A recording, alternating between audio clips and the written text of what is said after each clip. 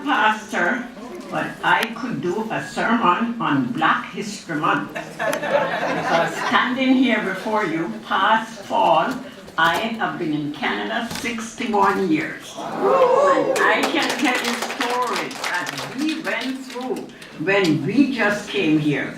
We were bullied in our jobs, we were threatened. If we didn't join the union because days gone by, they wouldn't employ black people. Some friends went to Knox Presbyterian Church to worship, and they were told this is not their church. There's a black church in the West End.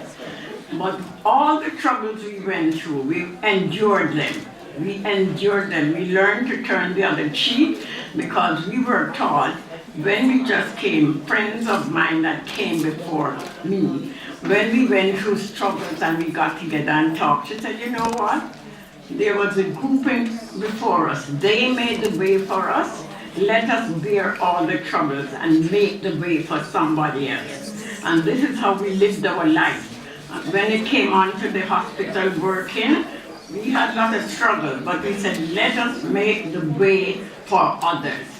And I went through discrimination in Toronto. It was strange to me and different because I didn't know this back in Jamaica. But you know, we struggled and then in my generation, I don't know if it's gonna stop, but if we hold on to our faith, I think somewhere along the line, in God's time, it has to come to an end. Even last night on TV, indigenous man had said, imagine so many people getting killed because of their color. When is it gonna stop? When is it? But we have to leave everything in God's hands. And I was just reminiscing, I'm having a senior moment, but I made a little list of all the people that paved the way for us. Rosa Parks, Martin Luther King Jr., Bromley Armstrong, Dudley Laws, Charlie Roche, Lincoln Alexander, Mr. Harry Geary, Viola Desmond, Marcus Garvey, Nelson Mandela, Harriet Tubman, and Donald Moore. And when I mentioned Mr. Geary was a backbone for us.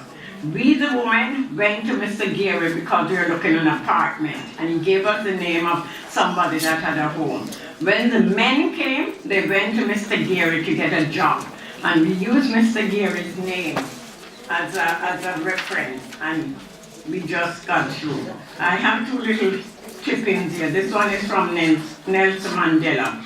No one is born hating another person because of the color of his skin, or his background, or his religion. People learn to hate, and if they can learn to hate, they can be taught to love.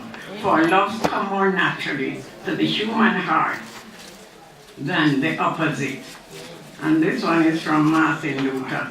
Life's most persistent and urgent question is what you are doing for others. And like I say, people don't know when they hurt you, like they really hurt you, and it gets to your heart and the tears start coming down. And I'm telling the young people, sometimes when they get hurt, don't be rational and you get upset. But sometimes, as Christians, we have to learn to turn the other cheek, say a prayer, and leave it to God and say, Father, forgive them, for they know not what they do. But we said, all we have to do is teach the next generation to do what is right, and we hope someday justice will come. Not in our way, but in God's time. Thank you.